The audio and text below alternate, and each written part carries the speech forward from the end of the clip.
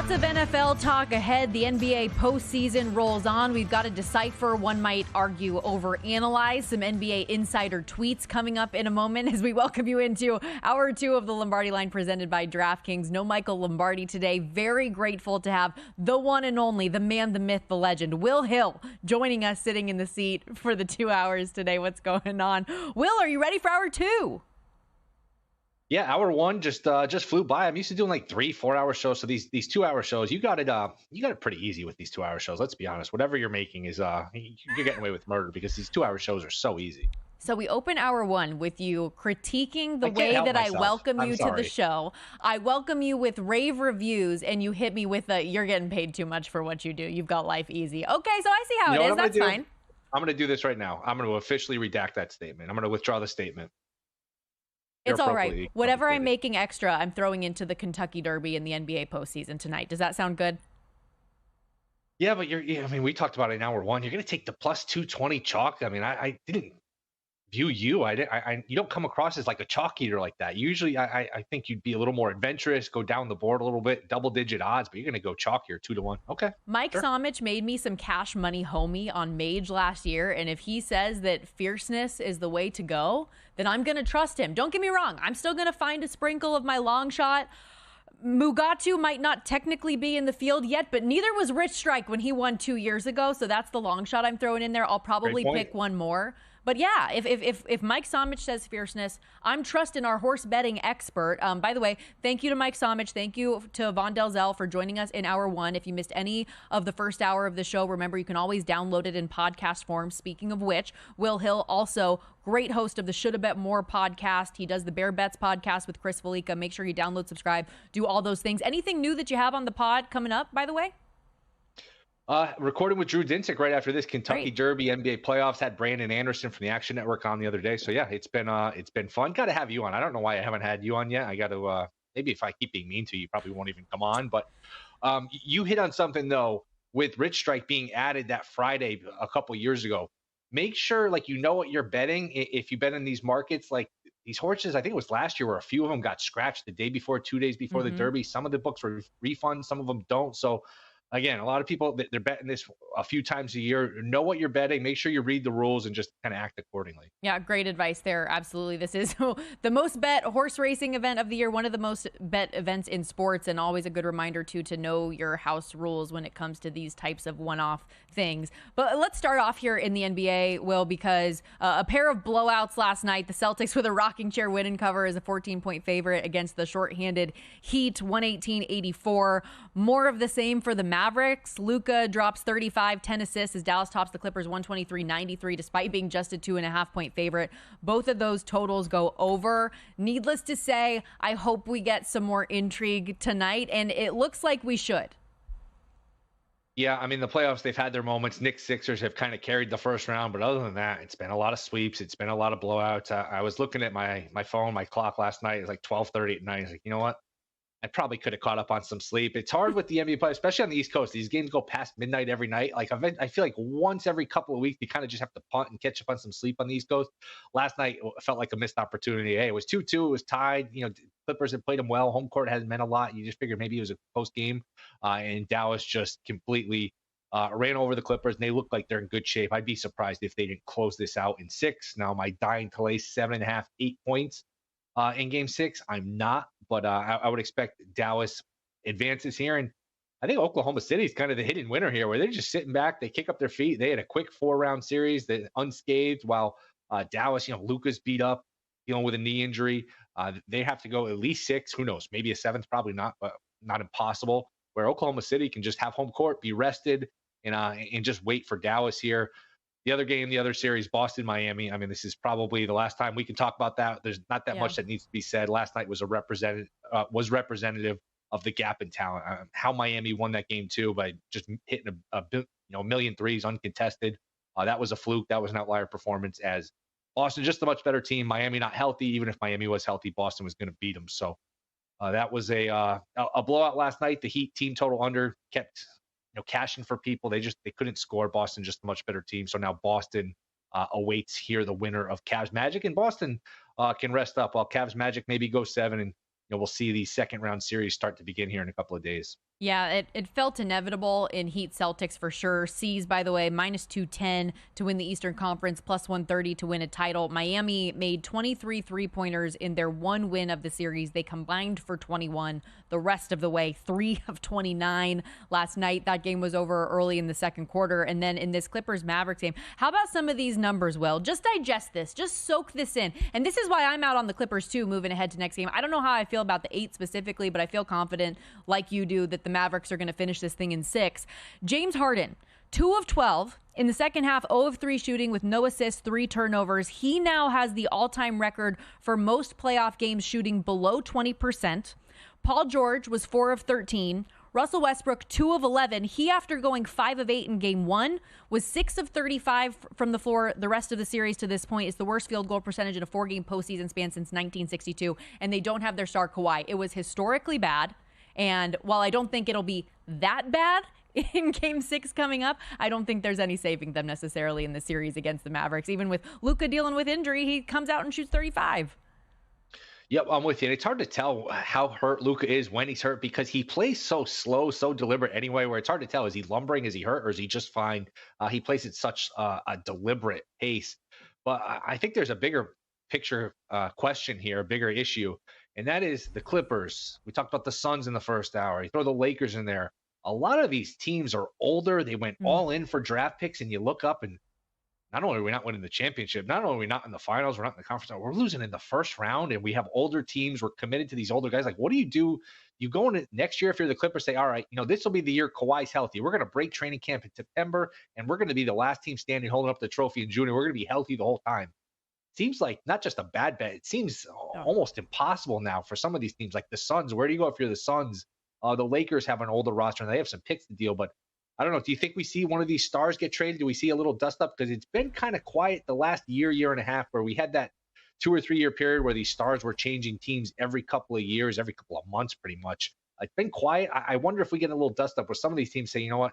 I have an older team. I don't have my picks. I got to do something here, because if you're the Clippers, you're some of these other teams. I don't know where this is going. Everybody's trying to make their big 3, although none of them seem to be quite working out the way that any of these teams would hope. But I honestly would not be surprised. I hope that's not the case. Like, I would love to just see them run it back and be healthy and have everybody go together, but it seems like definitely one of these stars is going to be on the move, and certainly some of them throughout the course of the NBA. And they paid Kawhi. It can't be Kawhi. So with George, I think Paul George could be a free agent, has a player option, where maybe Paul George says, you know what, maybe I'm just better off going to Philly, going to Orlando, a young up-and-coming team, just getting out of here. Because, I mean, we all love Kawhi. He's great when he plays, but I think this is since 2017, twice he's finished the season healthy, twice. Gross. And one of those is 2019, where he's holding up, the trophy at the end with the Raptors. So it's interesting. It'll be an interesting offseason for sure. Gross. We have 2 potential closeout game 6s tonight. Again, not a stretch to say that we should have more entertaining action on the court tonight. We have the 76ers at home laying 3, total 201 against the Knicks after staving off elimination yet again. The Bucks did the same last game. They're getting 6 in Indiana, total 217. And this market has been moving around like a little bit of a roller coaster after an Adrian Wojnarowski tweet that Milwaukee's Giannis Antetokounmpo and Damian Lillard are both working to try and make a return against Indiana for game 6 tonight, but still unclear if either will be able. Bucks are trailing 3-2 in the series. So all facts that everyone knew prior to the tweet, yet we saw this line go from 8 down to as low as 5. Now it's back middling at 6. The total has seen nothing but steady action to the over. I saw 212.5 this morning. Now it's up to 217, Will. Yeah, let's just take it back to after game 5. What was it, Tuesday night? Doc said after the game, remember he had that quote, they're both very, very, very, he threw in 3 varies, close to playing. And the market didn't blink. It was 9, whereas like, wait a second.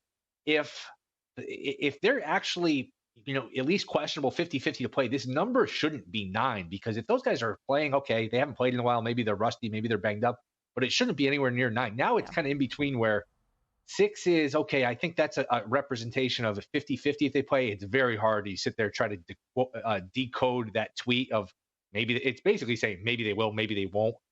I don't know. It's hard to bet this game without having a feeling. I kind of get the sense one of them plays. I get the sense Giannis does play. We're past the timeline now. Remember, a lot of people thought game 3, game 4 of this series, He could be back. He's been a fast healer. So I get the sense Giannis plays, maybe Dame plays. I'd be inclined to take the 6. But again, this is not really a basketball handicap as much as you're handicapping if you think these guys are going to play here. I know that these are sacrilegious, but I placed a same game teaser this morning on this game. I know. A what? I know. Okay. But like looking at the numbers now, I feel pretty good about it because I have the Bucks plus 13.5 and over 208.5. So where these numbers are sitting now, the way they've been bet up, I'm just like hoping one of them plays. You anticipate the Pacers, who have been playing and scoring at a much higher rate at home, continue to do that. Bucks keep it close. I feel good about it. I know that teasing totals is disgusting, especially in the NBA, but you're just going to have to let me have it. Any early thoughts here before we hit the break on the 76ers? I will say this, one early thought. You're one of the most famous, one of the most likable people in all of sports media. Don't you have some people that you can text for insider information? Hey, what do you got on Giannis? What do you got on Dame? Can you get the scoop for us? The only series I have the scoop in right now, which means nothing, is the Cavs Magic one because I have a friend who's a reporter in that series. But that's all I got for you. I'm sorry. I'm not cool. But that's very nice of you to compliment me after all of the haterade you've been sipping and spewing my way today. Yeah, I mean, I feel like you could get some information if you really wanted to, and you're kind of bailing on us. It's not. I mean, so and there's the critical again. So it's you can't not do it. It's all right, Will.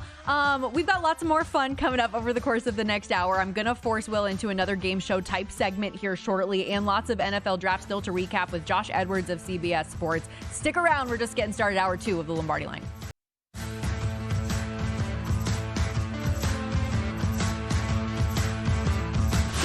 This is the Lombardi Line with former NFL executive Michael Lombardi. Now here is your host, Stormy Buonantony, on VSiN, the Sports Betting Network.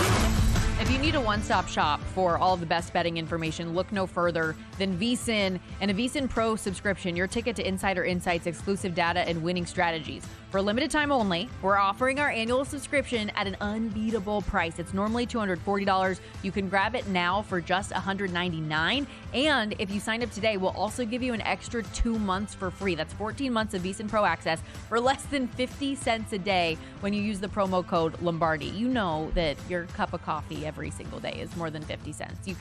This is the deal of all deals. With VSiN Pro, you'll gain instant access to our daily best bets with a leaderboard to see who has the best bet, win percentage, and ROI. 19 hours of live programming each and every day, including expert breakdowns and in-game analysis, proven betting systems from professional handicappers, and our exclusive betting splits to show you where the money and bets are moving for every game. VSiN.com/subscribe, but you got to use that promo code Lombardi. And am I wrong, Will? That's such a 50 cents a day.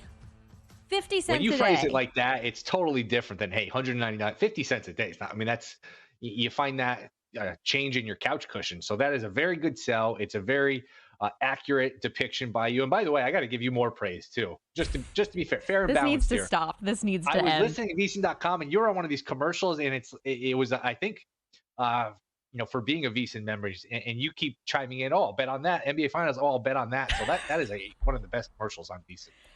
Thank you. It's the little things, I do whatever the brass is asking me to do, and I bet a lot of random things. So living my dreams one step at a time, Will. I can't take whatever. I don't know what's gotten into you today. Did you have too much coffee? Did you use that 50 cents on a couple shots of espresso? What's happening here? I had a bigger one from, McDonald's has a really underrated coffee. So I did have one. I could go for another one again. I stayed up too late watching these NBA games. NBA games starting to catch up with me a little bit. So I'm a little, I'm a little sleep deprived, I think. I've never been a McDonald's coffee person, but for a long time I would get the big, gigantic $1 sweet tea. Is it still only $1 or is it more expensive now? Do you know? For the sweet tea or for the coffee? Coffee is reasonably priced. Coffee's like a couple bucks. So coffee, it's a good deal. Just wondering. Let's get into a little NFL talk here, because now that the draft is in the rear view, this is the first time I've had the opportunity to check in with you, get some of your thoughts. Is there anything, once you pair up like the initial start of the offseason, right? You have coaching changes, you have free agency, then you have the draft. Anything move the needle enough for you with that combination of factors to place a bet or two?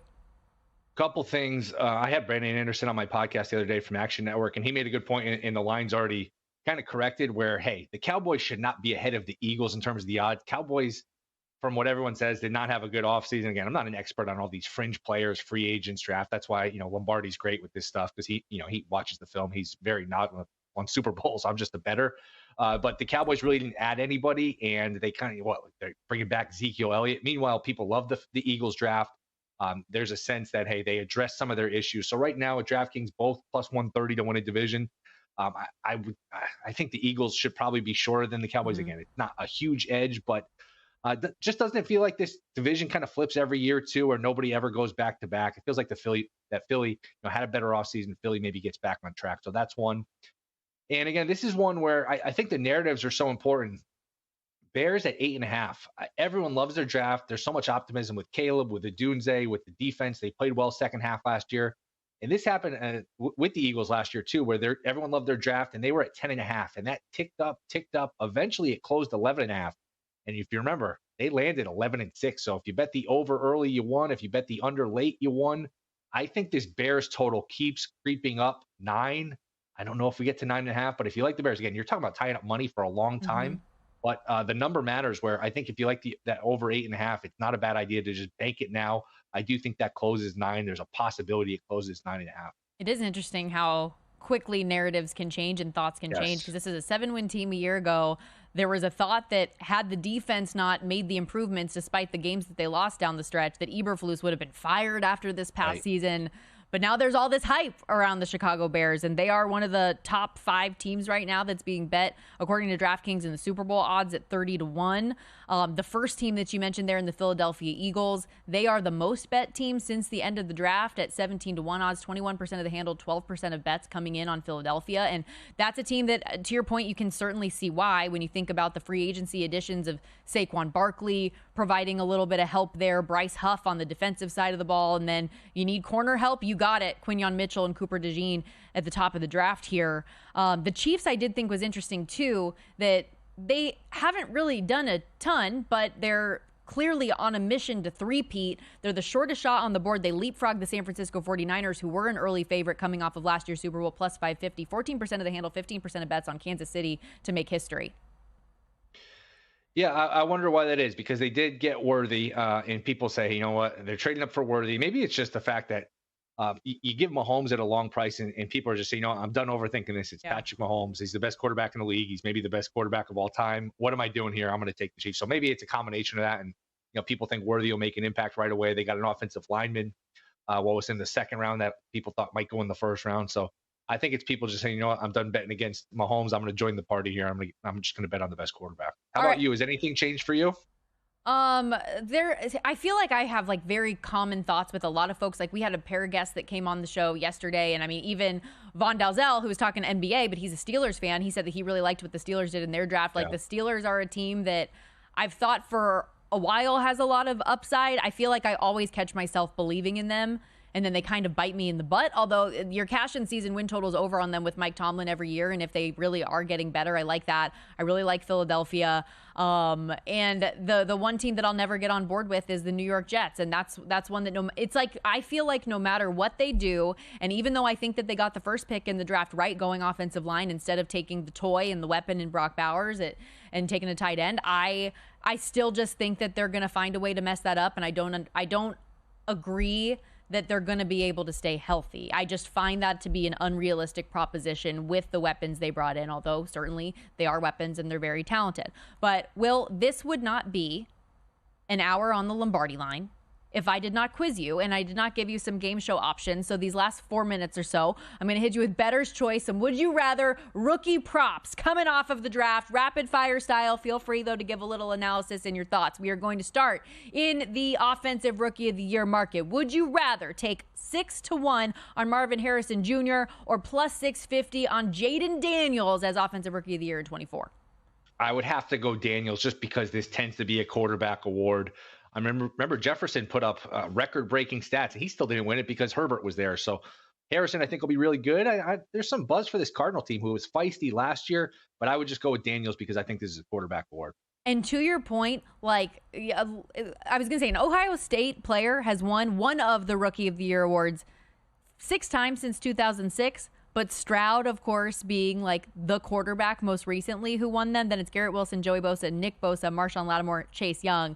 Marvin Harrison Jr., obviously another Ohio State guy who would like to be that piece, but I think if there was one player you had to pick between, I would say Jaden Daniels as well. How about Quinyon Mitchell, we just talked about, newest addition to the Philadelphia Eagles at 10-1 for Defensive Rookie of the Year, or Jared Verse at 11-1?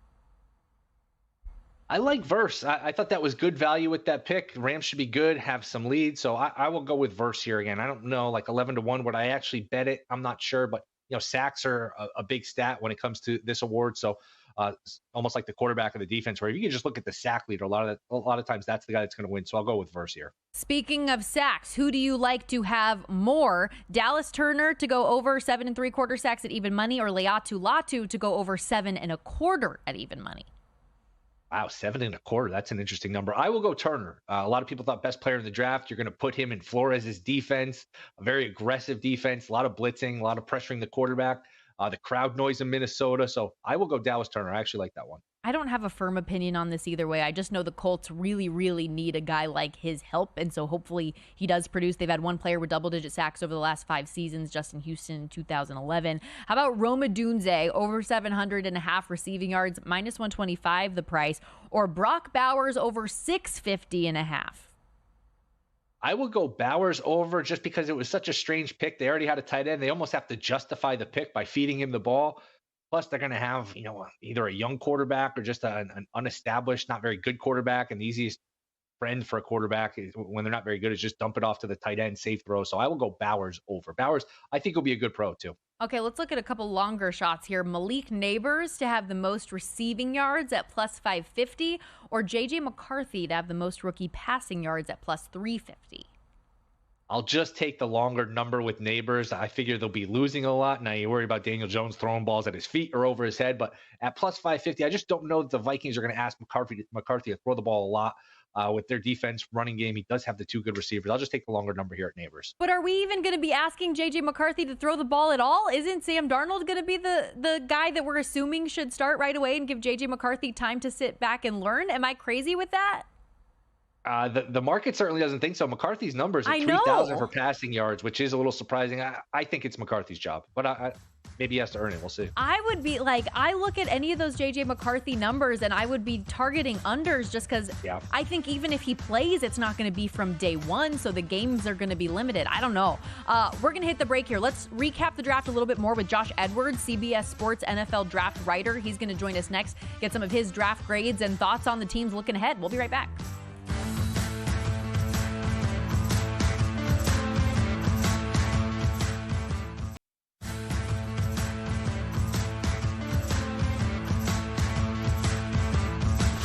This is the Lombardi Line with former NFL executive Michael Lombardi. Now here is your host, Stormy Buonantony, on VSiN, the Sports Betting Network. If you haven't checked out VSiN.com yet, now's the time. It's a fully loaded one-stop shop for all things betting. You want daily plays or series bets for the NBA and NHL postseason? We've got you covered. Same thing with best bets and in-season futures opportunities in Major League Baseball. Plus, with the draft in the rear view, we're not giving you draft winners and losers, but individual team and division breakdowns examining how the draft may impact market shifts and teams or players getting bet. Plus, if you like listening to this show, you want all the Lombardi Line content. Our own Michael Lombardi puts out weekly columns on VSiN.com this week, talking about just that, which NFL teams are actually worth a look in the futures market, because football teams on paper never play as well as teams on grass. VSiN.com. Check it out today. In for Michael Lombardi today, the one and only Will Hill. I'm Stormy Buonantony as we welcome you back into the Lombardi Line on VSiN, the Sports Betting Network. And let's talk a little bit about some of those teams that might have improved their stock going into 2024 as we welcome in Josh Edwards to the show on the Progressive Guest Line, CBS Sports NFL draft writer. You can follow him on X at EdwardsCBS. Thanks for joining us. Now that you've had some time to wrap your head around the weekend that was the draft, you put all of this work and time and effort into it. Now that it's in the rear view, how are you feeling? Like, are there some teams that you really, really ended up liking what they did? Yeah, I do. And I think you have to take a look at everything contextually, because there are some teams that are more ready to compete right now. Some teams are building for the future. And I think you saw that in the way certain teams navigated. Carolina had a very clear strategy, adding more to the offense. Of course, going out and get a guy like Jadavian Sanders. They got Jonathan Brooks, the running back. there in the second round, I believe, on day 2 somewhere. So they got pass catchers for Bryce Young because obviously that was the issue this past year. Washington, they took a defensive tackle in the second round, even though they've got Deron Payne and Jonathan Allen. So obviously a little bit of a nod towards the future, perhaps. So yeah, I mean, there was a lot to take away from this draft. And we're going to be talking about it for quite some time because we've got 6 quarterbacks in the top 12 overall. Josh, I want to stay on the quarterbacks. Nick's going round 1 in Denver. It seemed like as the draft approached, that was likely that Nick was actually going to go round 1. Do you buy it? Do you think in that conference, all these great quarterbacks, that Nick's can actually hang? What are your thoughts here on the Broncos going into the season? I was not a supporter of Nick's going in the first round. I thought he was more of a day 2 talent. I understand the situation there in Denver, of course, needing a player that can come in and upgrade that room right now. They only had Jarrett Stidham and Zach Wilson. So bringing in Bo Nix at least gives you some hope for the future. I don't think he's the same caliber of prospect as the first 4 guys in this class that we would have talked about.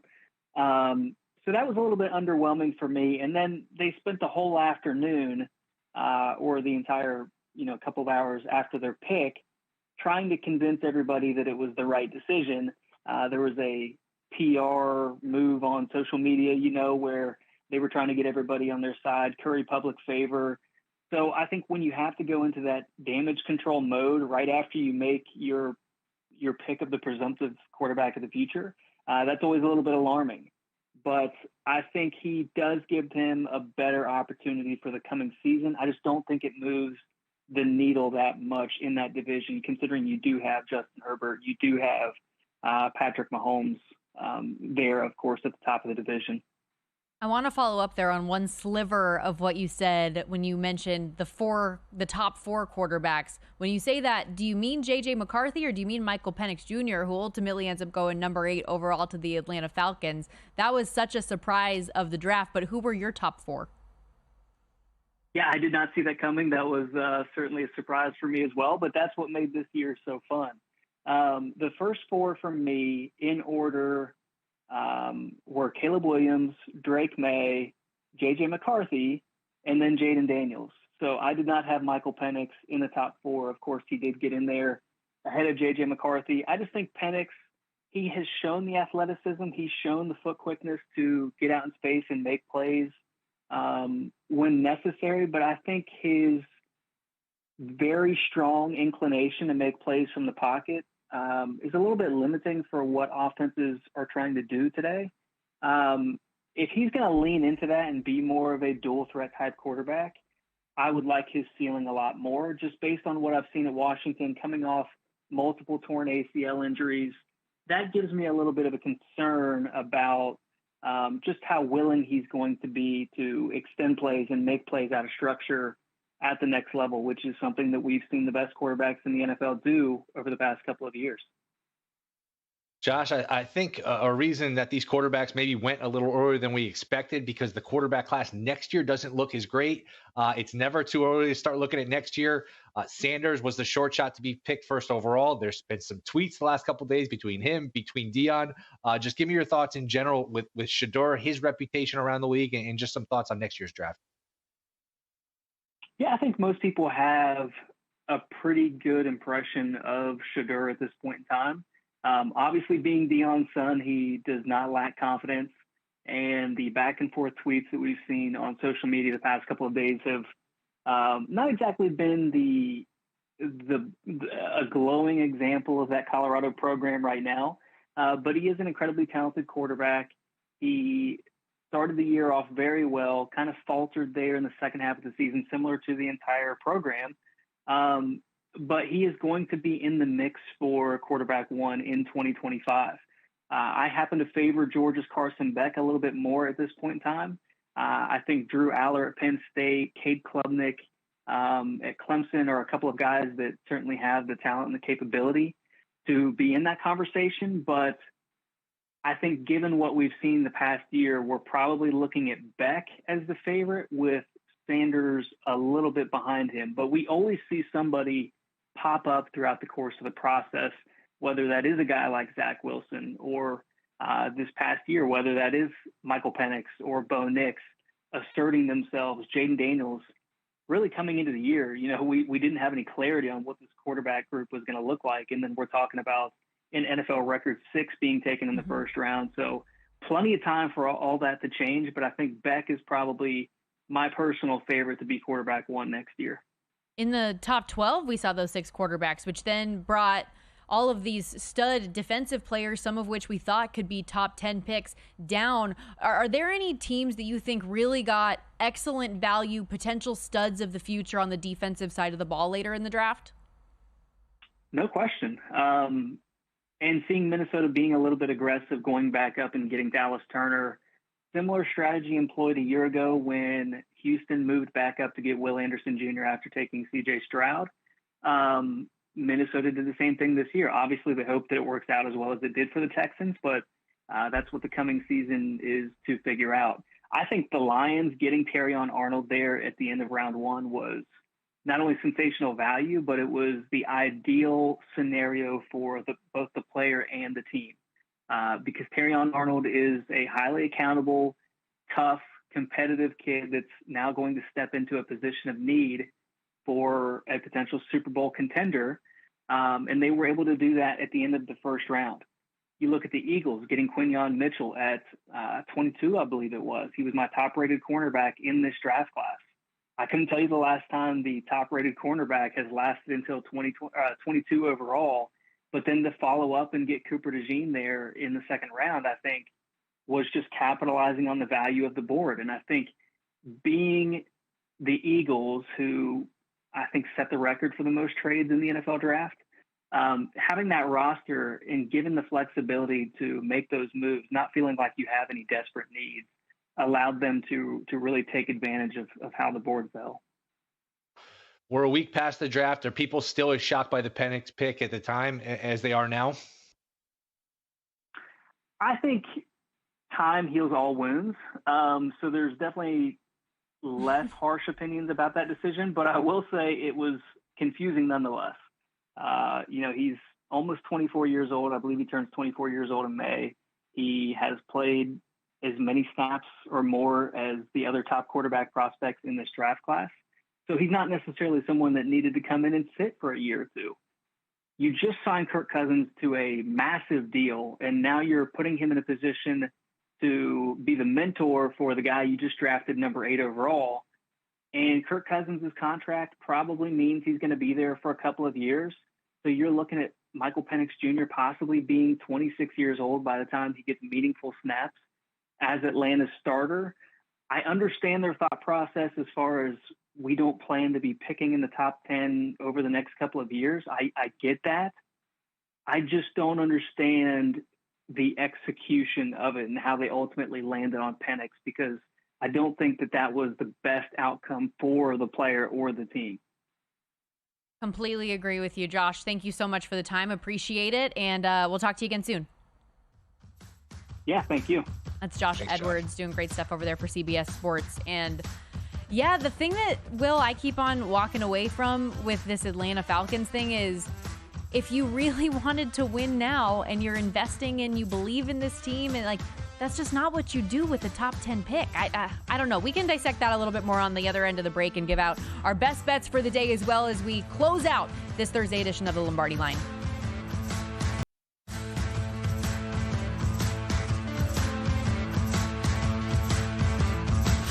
This is the Lombardi Line with former NFL executive Michael Lombardi. Now here is your host, Stormy Buonantony, on VSiN, the Sports Betting Network. Welcome back into the Lombardi Line as we wrap things up. Remember, don't miss out on any of the NBA playoff action at DraftKings Sportsbook, an official sports betting partner of the NBA. From now through the finals, DraftKings Sportsbook has you covered with same-game parlays, live betting, odds boosts, and more. Download the DraftKings Sportsbook app and use the code VSiN. New customers that do bet $5 and get $200 in bonus bets instantly. That's code VSiN, VSIN, only on DraftKings. The crown is yours. Alongside Will Hill, Stormy Buonantony with you, and we will give out our final thoughts on the 2 games coming up tonight in the NBA in a moment. But I want to carry over some of the conversation that we were having a little bit ago. as it pertains to the NFL draft and Michael Penix Jr., because again, well, this is like my first time that you and I are getting to go back and forth on this a little bit. What was your reaction? And now that you have really had the time to let that simmer, what are your thoughts on the Falcons moving forward with that pick in mind? I wasn't high on the Falcons going into this season, and I am less high now. I like them as an under. It opened 10.5, which was way too much respect for Kirk Cousins. Even at 9.5 at plus money, I think the under is a good bet. Cousins coming off an injury. Cousins is an older age. That's not a great defense. Plus, you had a top 10 pick, which, hey, you can add a receiver, an offensive lineman, a pass rusher, somebody that's going to help you win games this year. Now you probably get somebody that's not going to help you win any games this year. As long as Cousins is healthy. I guess, hey, if Cousins gets hurt, you have a nice insurance policy. If Cousins is bad, you have a nice insurance policy. But look, as bettors, who cares about 2-3 years from now? We're trying to win bets for this year. And for this year, it really downgrades the team. And you immediately have the leaks coming out from Kirk Cousins' agent during the draft saying he's blindsided by this. He had no idea this was coming until they were on the clock, which then is a bad look, too, after you sign this guy and you expect him to walk into a new locker room and become a leader with his heir apparent sitting right behind him as well. And obviously he's an older quarterback. Obviously he knows that he's not the franchise future, right? But to have it go down that way feels like it's bad form for a team that you do have high expectations for in winning now. And you're just sending a bad message, I feel like, to him. You're sending a bad message to the team. And I feel so much for Michael Penix Jr. specifically in this spot. I talked about it a lot on the show yesterday, Will. I want to see Michael Penix Jr. play. I am a fan of his after seeing what he's done each of the last 2 years at Washington. He is one of the most, if not the most, ready to play now quarterbacks that were drafted just now. And the fact that he's older and mature and he's going to be sitting on the bench for, barring injury, 2, 3, Terry Fontenot says 4, 5 years, that's not a good thing. Very strange. It'll be interesting to see it play out because, it's going to start early. We have so many of these reporters now at training camp. Hey, Penix had a good day at training camp. God forbid he throws a touchdown in a preseason game. Hey, are we sure Penix should just win the job outright? Are we sure Cousins is better than him right now? They're just setting themselves up for, for a lot of distractions. For just, it's really just a strange situation they put themselves in. Again, you'd rather have 2 quarterbacks than 1 or none. I get that, and that's one position where it's so valuable. Where hey, you have a second good one, that's a good problem to have, but it is still a problem. And Penix, if things go well with Cousins, isn't going to help you win games this year. So to me, the Falcons are an under. Well, you're going to hear that constantly throughout training camp, especially when your quarterback's coming off of a torn Achilles. Right. What are we talking about? You're going to go ahead. No, plus Cousins is older. Plus he's 36, 37. Penix, most players on a football team are in their 20s, early 20s, mid 20s. That's most of what an NFL roster is guys in their 20s. Penix is in their 20s. So, guys in their 20s do different things than guys that are 36, 37 that have families. Guys in their 20s are going out after games and practices and, playing video games and hanging out. Penix is going to be one of the guys where I don't know if Cousins is going to be one of the guys. That's an interesting dynamic. I know people thought when the Pats traded Jimmy G, that was a big reason where it was like Jimmy G relates to these guys more than Brady does. He's kind of one of the guys more where there's just an age thing more than anything. So that'll be an interesting dynamic in the locker room. Well, and I kind of say it tongue in cheek, but when Fontenot makes the comment of if things work out and he's sitting 4 years, that's a good thing. That means everything's going right. But that also means you have to make a decision on a 5th-year option without having seen this kid play. And he's going to be 28 years old at that point. Patrick Mahomes is 28 years old and he just won his 3rd Super Bowl. This is not normal. So, okay, anyways, we spent too much time on this already. It's just something that's really intriguing to me. To your point, Falcons win total sitting 9.5, minus 130 to win the NFC South, a $3 favorite to make the postseason this year, although they have not done so in the last 7 years. Let's go to the NBA tonight. 2 potential closeout games on deck. What's your favorite bet, I guess, of the night, whether it is in Bucks Pacers or 76ers Knicks? I will go my favorite bet, first half under Sixers Knicks. I think it's 102.5 at DraftKings. I just think this is old school, old fashioned East Coast basketball, playoff basketball, especially later in a series. Especially later in a series where these teams are kind of worn down, players playing a bunch of minutes. Just it's very physical. You can't call a foul on every play, and I just think we're going to see that, especially early, where it's going to be kind of a grinder of a game. So I like the first half under. I do think Philly wins. I just think this series feels kind of destined for 7, where these teams are pretty equal to each other. Even though the Knicks had it the other night, and boy, did they have it. That didn't feel like a 5-game series. The games have been too close. These teams are too close in terms of competitiveness. I do think we're headed for a game 7. So I like Philly, and I do like the first half under. I don't think we've mentioned this. Did you see who the referee for this game is tonight? Oh, no. One Mr. Scottish Foster of the NBA referees. Of course of it all is. The guys, yes, of course. Of all the guys you'd want to extend the series, it is Scott Foster tonight. And let's just play conspiracy theory for a little bit. I know it's not David Stern's NBA anymore and Kings Lakers. We don't really get that anymore, but TV revenue is very important. We've had a lot of 4-game series, a lot of 5-game series. That hurts the league in their pocket. That hurts their wallets. Wouldn't they love a Game 7, same day as the Kentucky Derby? Wouldn't you like a Knicks Sixers Game 7 here? So again, I'm not going to bet it just because of that. I do think Philly wins the game anyway, but something to keep in mind where the league is very incentivized to have a 7th game in the series. Well, it's interesting looking at your shot right now. I don't see a tinfoil hat. Is it underneath your desk? Where is it? I got it over here. Yeah, I keep it just in case. Okay. I mean, is that a crazy thing to bring up though? The fact that, hey, we've had a lot of short series, might like a little 7-gamer. I think that based on how close these games have been, we deserve it. I would love to see a Game 7. I'm just not 100% sold that we're going to get it. I like where you're coming from. A lot of those angles do certainly make sense. I don't think I'm going to end up on Knicks money line, but I will probably end up taking the 3 here because I think that we do get another closely contested game. I think that the way things ended in that game in the Garden where you're up 6 with less than 30 seconds to go and you are not able to close that thing out, they're going to be coming back with a vengeance and a newfound energy here tonight, no matter how many tickets that the guy from Fanatics and Josh Harris try to sell to their fans to make sure that they don't have Knicks fans coming over too much. I just have a feeling that the Knicks are a little fed up with allowing this to happen, and Embiid is tired as all get out. And I know it's a great thing that the 76ers have Tyrese Maxey as the new face of the franchise and that he's got enough energy for everybody else on the court in the fourth quarter. But Joel Embiid's offensive performance last game was brutal. 9 turnovers, brutal. He is gassed and you can't trust him in those late game situations. And I said this earlier in the show, whereas I thought that the stamina was going to get better throughout the course of the series with him coming back from injury. It's been the total opposite in my mind, having watched this guy play. All good points. He does run out of gas at the end of these games, but all these players are like, it's going to be who runs out of gas first because Brunson is playing so many minutes. I mean, these are 2 old school coaches that just run their guys into the ground.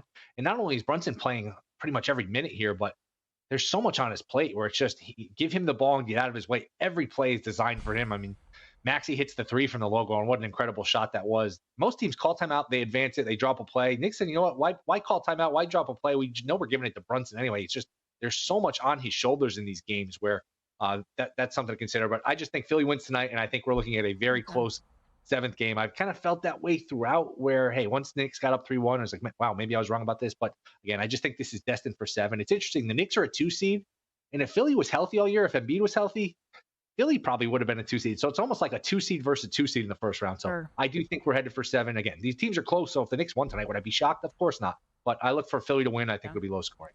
We haven't seen anything firm one way or another when it comes to Dame Lillard or Giannis Antetokounmpo in Bucks Pacers. That number's been all over the place, as high as 9, as low as 5. Pacers laying 6 right now at home. Total up from 12.5 this morning to 217, Will. Yeah, and again, this isn't really a basketball bet. You're handicapping who you think's going to play out of Dame and Giannis. I have a feeling Giannis plays. I'm 50-50 on Lillard. Again, I have no information, but I'm just reading the tea leaves, reading the market where that line moved from 9 to 6. Somebody thinks he's playing, and it'd be interesting if they are ruled in, or at least Giannis is ruled in. Does this trickle down even further? It probably will get to 4 or 3 if we get Giannis in, maybe 4, something like that. So I lean towards the Bucks. I have a feeling it's playing. It's just very difficult to handicap this game without knowing who's playing. I do think we get one of them. I don't know who it is, and that does lend me to the Bucks side of things. I already have a bet in this game, and it's not available anymore. Not that anyone would want to bet it anyways because I'm a psychopath, but I did bet a same-game teaser in this one earlier this morning where I brought the Bucks up to 13.5 and over 208.5. I feel like the points are going to be scored there with the Pacers at home, and Bucks should keep it close enough with at least one of their top scorers in the league. I could see it. I think Giannis is going to play. I have a feeling Giannis is going to play. Again, no information. All right. We'll see how things plan out. Good luck to you tonight. Good luck, everybody at home. Enjoy the action, which, again, should be more competitive than whatever the heck we saw last night. Patrick Maher and Sharp Money's coming up next. Thanks, Will.